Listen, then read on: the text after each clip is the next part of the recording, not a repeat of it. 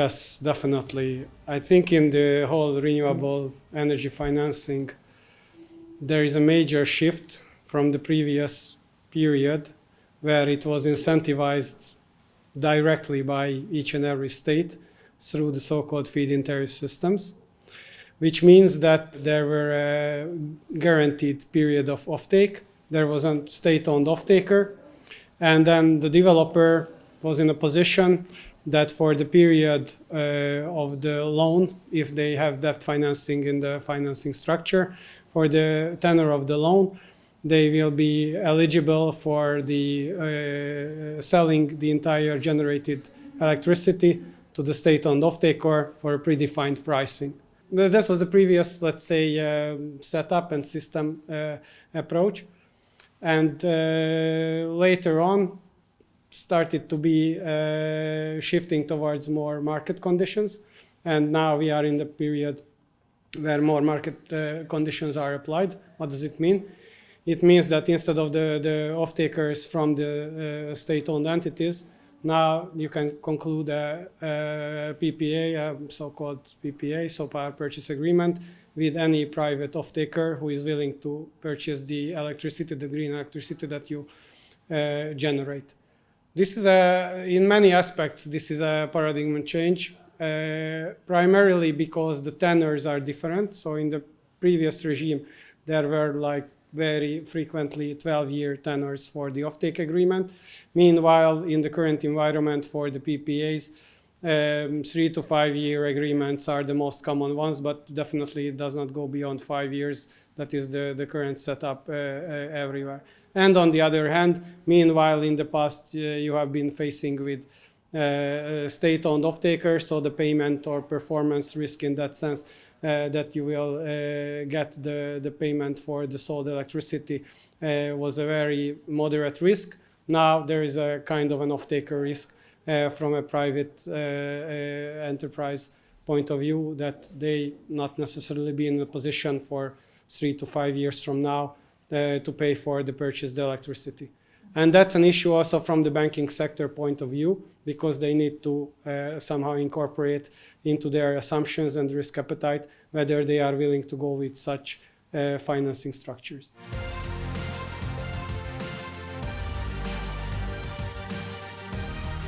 Yes, definitely there is in terms of the global landscape, we talk about like very mixed setups. I would say the local landscape is specific in a manner that the countries in the region, Central Eastern Europe and Southeastern Europe region, are less wealthy countries. So their GDP per capita is 1/3, 1/4 of some of the Western European, and not even talking about other developed countries, GDP per capita. So their development and financial position in terms of the economy are less progressed.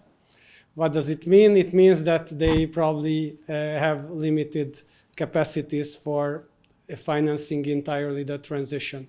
Whereas in other countries in Western Europe, the setup is slightly different. They can afford spending more amounts and more amount of money on the transition. There's one more aspect, which is also regional specific, that the carbon intensity is quite high in the region. So we have in our installed capacities in many of the regional countries, quite high portion of coal power plants, meaning that their emission is much higher. So the expected reduction is way higher. It gives an additional or puts an additional burden on these economies. And last but not least, I should also highlight that this transition is somehow,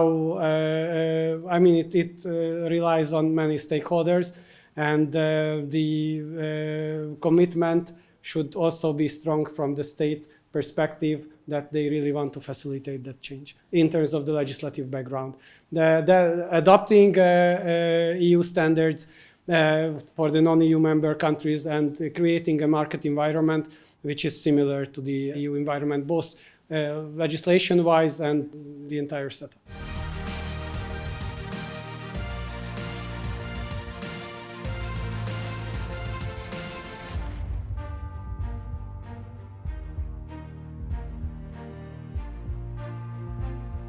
We started building up our ESG strategy in a very conscious manner. So we implemented all the standards that are relevant and applicable for us in terms of the EBA guidelines, in terms of loan origination and monitoring, and we built up the entire process in that manner.